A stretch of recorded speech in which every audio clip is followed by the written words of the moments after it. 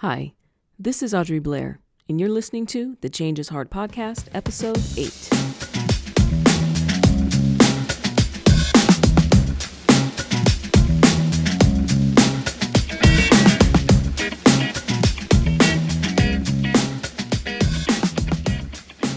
So I just got a hilarious scammer call. My phone rang, and usually it does a decent job of saying, scam likely. But the number came through. I wasn't sure. There was the slight possibility that it could be a legit call, but I knew going in it probably wasn't. Anyway, I felt a little bit cantankerous, so I answered the call, and immediately he goes into, hey, we have a package that's waiting to be delivered to your address from Publishers Clearinghouse. And I said, what? I said, what address? What's my address? Where is this? He goes, well, what are you doubting? Why are you doubting me? Anyway, I'll spare you all the details. But at some point, I just started busting out laughing. And I think it threw him off a little bit. And he was like, well, why are you laughing? I said, really? Publishers Clearinghouse? Like, do people... I said, if you're going to scam people, you're going to need to update some stuff. Then he was like, have you never heard of Publishers Clearinghouse? I said, yeah, like 40 years ago, dude. Like... seriously, what are people really falling for this? And you have a package waiting to be delivered to my house? Anyway, threw him off, and then he started trying to hit on me like, oh, do you have a boyfriend? Do you have a husband? And I was like, listen, I have work to get to. This has been fun, but I have to go now. And we parted ways. So anyway, just be careful. Now, what was actually scary is that the information he had on me was correct. He did tell me what my zip code was. He couldn't tell me my address, but he did tell me what my zip code was.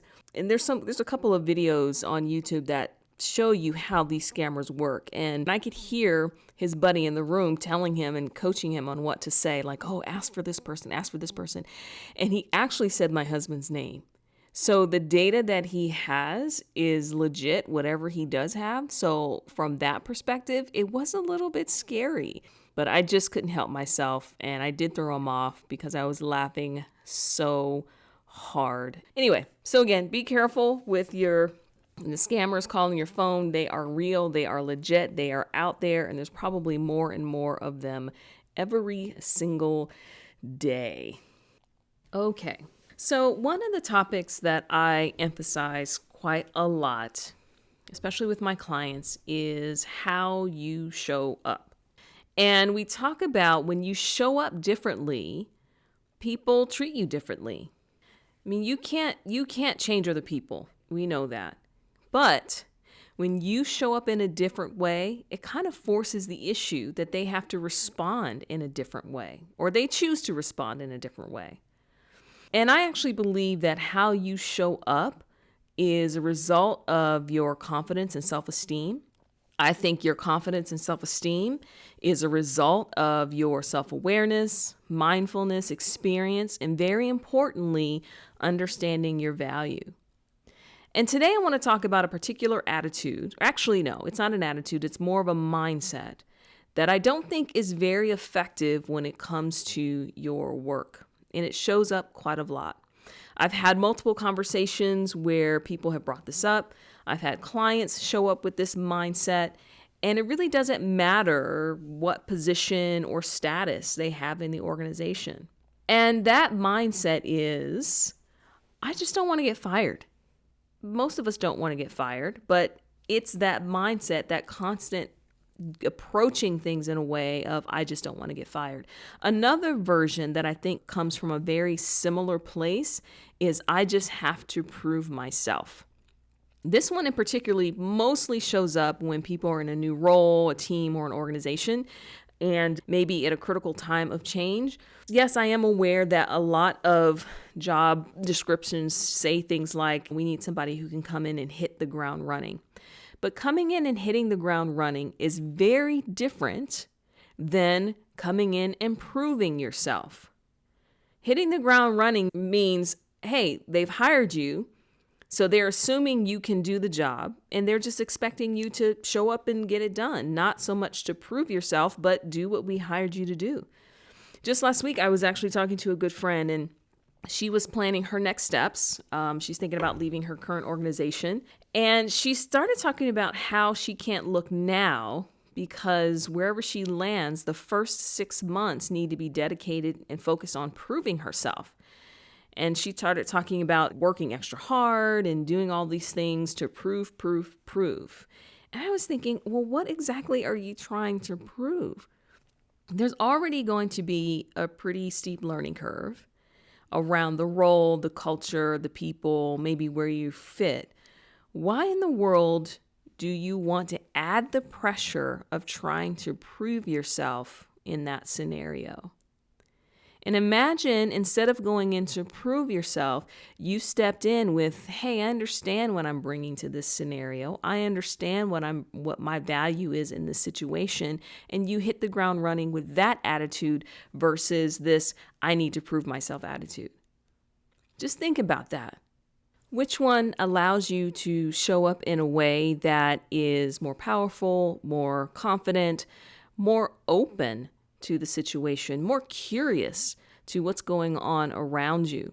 And by the way, this is not limited to a situation when you're just starting in a new role. I was working with a client recently who's been at their organization for 15 or 20 years and still has this mindset of trying to overcome the idea of trying to prove themselves.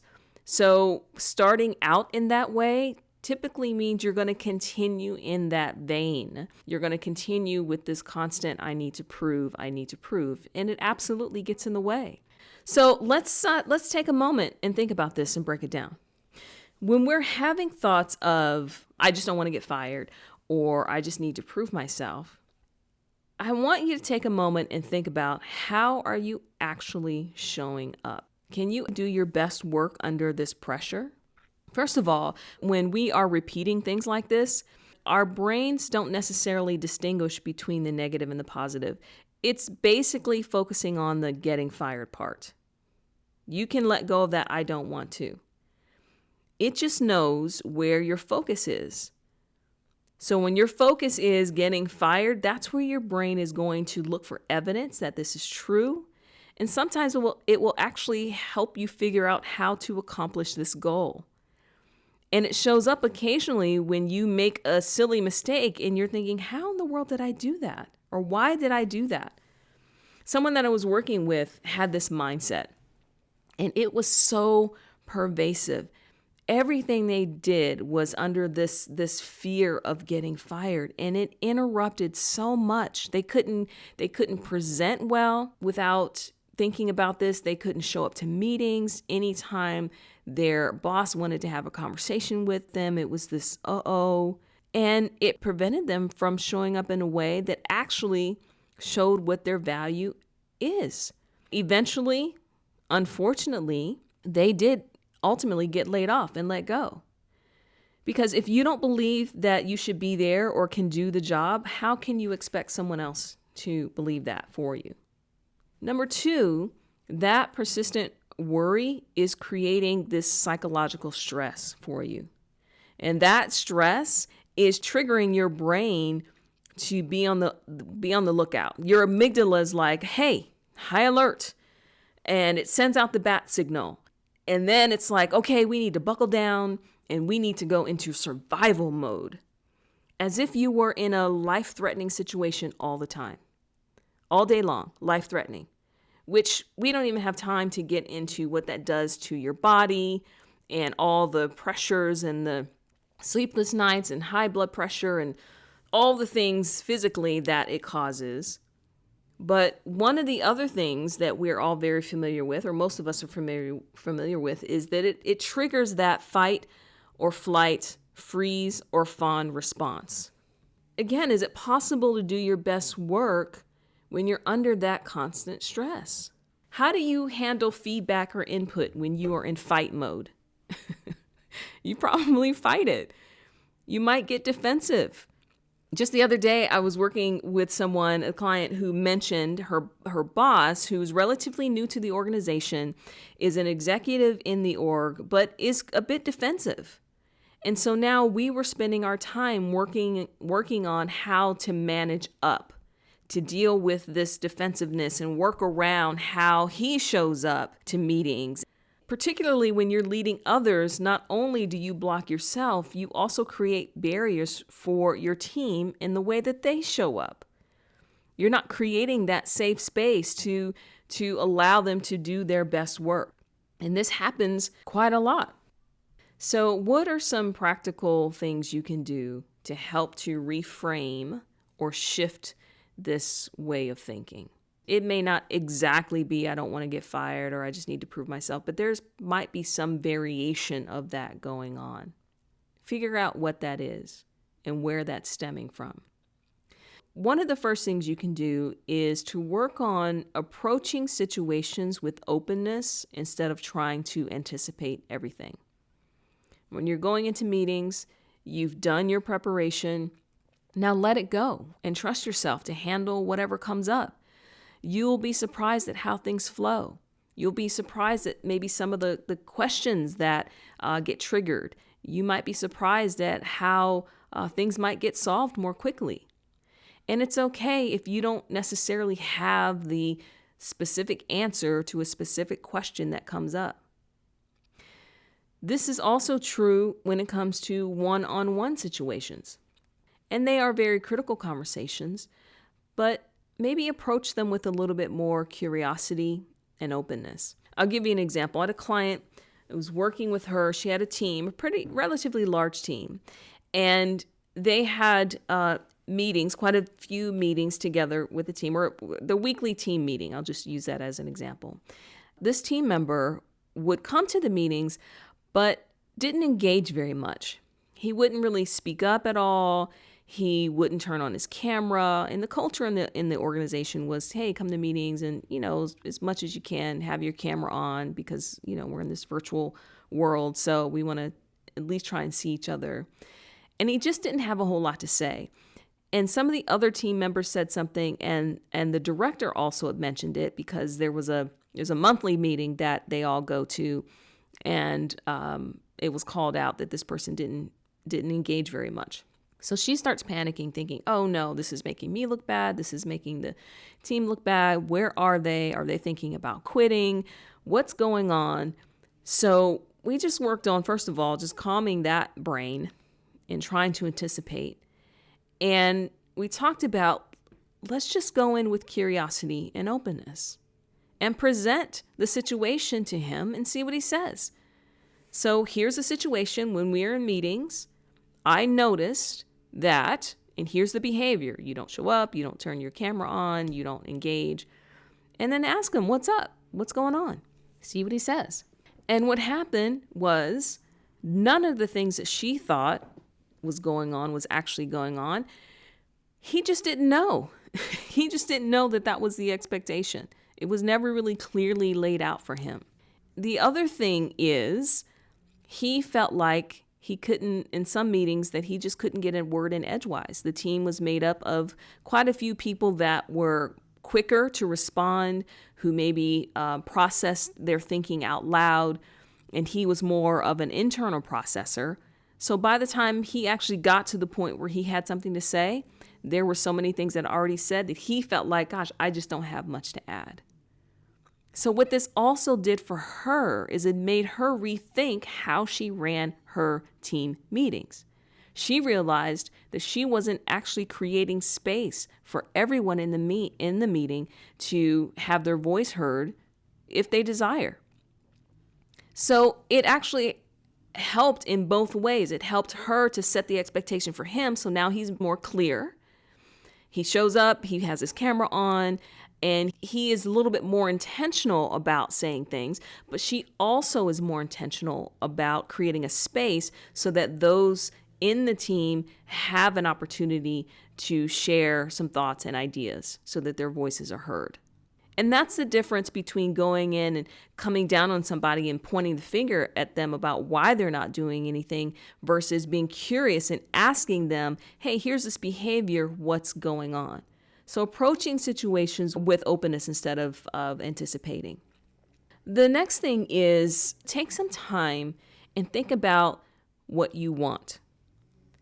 And what I mean by this, instead of thinking about what you don't want, it always amazes me when I ask the question, what do you want? In whatever the scenario is. The first thing out of people's mouths are, well, I know I don't want, and they have a list of any number of things that they know that they don't want. And I go, okay, that's great, but what then do you want? And they're often stumped and they can't really answer the question, and it takes time. Even if it's small things. I want to show up to this meeting with calm. I want to show up in this meeting with a different kind of presence. This allows your brain to focus on what you do actually want, and then it will start doing the work for you subconsciously and helping you figure out how to get it. And then finally, I would go through a process or find a process to figure out your unique value proposition. This is life-changing, I think, for myself in particular, and it's something that's a workshop that I have that I do with clients, my long-term clients, as well as a standalone workshop. I call it Redesign You. And you can get more information about that on my website, and I can throw some things in show notes about it. But the Redesign You process is so mind-changing. It shifts the way a lot of people see themselves and how they approach, especially their job situations. I've used it for people that are looking for new roles and they get nervous about not being able to check all the boxes when it comes to skill set when they're trying to apply for something. And they're then able to take what they do bring and the skill set that they do have and add an extra layer for them to understand what their value proposition is and how they show up in that interview is very, very different than trying to defend why they don't have a certain skill set. It helps to shift other kinds of conversations as well. My background is I spent over 20 years in IT, and I have various roles in consulting and leading and implementation. And I never necessarily wanted to be a full-on developer or get so much in the weeds with the technology. I wanted to be that bridge between the technology and business. But I would often get stuck in trying to choose one side or the other. But I figured out at some point my unique value is I can take the understanding of technology, synthesize it, package it up, and deliver it to business so that they understand the importance, the value, the ROI, the benefits of what IT is actually doing. And that's something that I was able to bring with me so then I wouldn't get so caught up in the skill of this particular code or implementing this particular software. I can learn that. That part is easy. Those skills are teachable. They're learnable. The value that you add on top of that, that is all yours. Now, you may not be the only person with that value, sure, but you are the only person, and the way you bring it might be different than someone else. When I was in corporate and making that transition to coaching and having my own business, I had to go through this process. And it's not a scary process. It really forces you to think about what needs to shift. And my value proposition in corporate is very different than what I bring to my space as a coach, and also different than what I bring to the space as I'm trying to continue to build this business. But one of the things that I love that I am able to provide is the space for my clients, for them to be their complete and whole selves. That to me is invaluable. And for them to be able to be vulnerable and break down in the ways that sometimes they can break down and share some of the thoughts that they haven't had another place to be able to do that, I treasure that. And I will continue to build on that competency when it comes to creating that space for clients so they can then grow and be empowered to do amazing things outside of that space. I invite you, please, to find something. Again, I have something that I think works wonderfully. In fact, I'm working on an episode where I've asked some old clients that have gone through that workshop to just give a little bit of a snippet about how they used it, what the value it is for them. And I'm going to compile that and create an episode specifically for that. And I guess the final thought is, before you go into any particular situation, think about, what is my mode? What am I thinking? And is this what I want to bring into the room? And see if you can make a small shift, even if it's just that, let me be a little bit more open. And you'll be amazed. I promise you, things will be different. I promise you that responses will be different. I promise you that you will be different, but it certainly takes time. Mindset and this skill and building the competency is something that takes time and it takes practice. All right, that's what I have for you today. Thanks so much for stopping by. It has been a pleasure as always, and I'll see you next time.